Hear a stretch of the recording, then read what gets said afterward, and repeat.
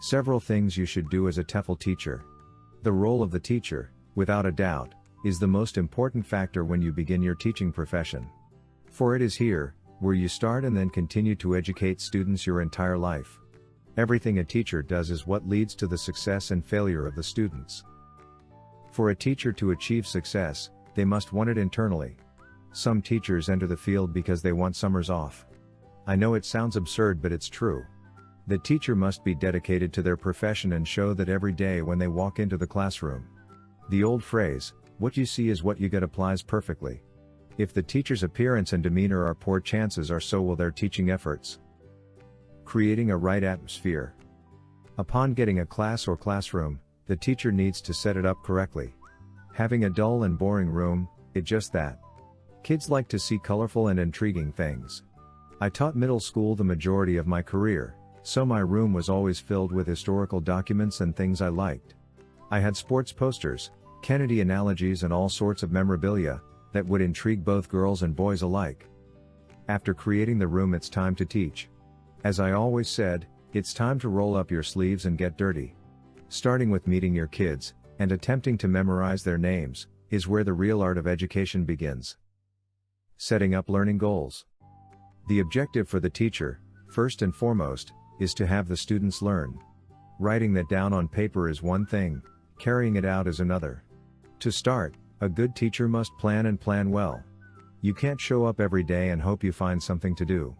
I used to plan my entire unit and then carry it out. To be successful, you must plan to fit the allotted time on a daily basis, but also on a unit basis. Sometimes, you find a new activity and throw it in, so you must leave yourself with some extra space if need be. Planning includes objectives you might want to incorporate, but also the standards we all face in the educational world today. State standards are required and an administrator will expect to see them. Providing with appropriate activities. After planning comes the part of teaching. Are you capable of acting out on the objectives the school or governing body set down? It is here where you are evaluated not only by the administrator but also by the students. If the students find you dull and boring, they'll let you know. Middle school students aren't afraid to speak their mind and they usually tell you without hesitation. I can't count the number of times I heard, "This is boring." Remember, a teacher's job is to teach, not entertain. Entertaining a class is important to create interest and have them seek out learning, but it's not the overall objective.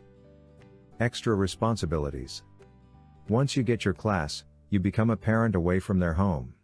I work at a low-income school, and some of these kids sleep in their cars. Do you really think learning about Teddy Roosevelt is the most important thing in their day? Obviously not, but being that second parent and welcoming them to my room is what counts. I might be their only source of interaction until they come back the next day. I might be the only source of praise they receive for an entire week.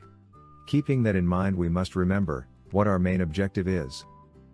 Do you want to teach English abroad? Take a TEFL course. While teaching, the students need to feel comfortable and intrigued, so it's up to the teacher to create that environment. Having a room that is fun and keeps the kids wanting to come back is so important. If you can spark an interest in their learning, you've won half of the battle. In doing so, you must create or implement activities that are useful and conducive to learning. Working in pairs, doing drills or working with them one-on-one is so important to student growth. The students need to see that the instructor really cares to coincide with their ability to chat with them alone. Many students fear to talk about the material they don't understand, but if they are capable of meeting with the teacher individually, they can receive that attention. An instructor must be willing to provide this time.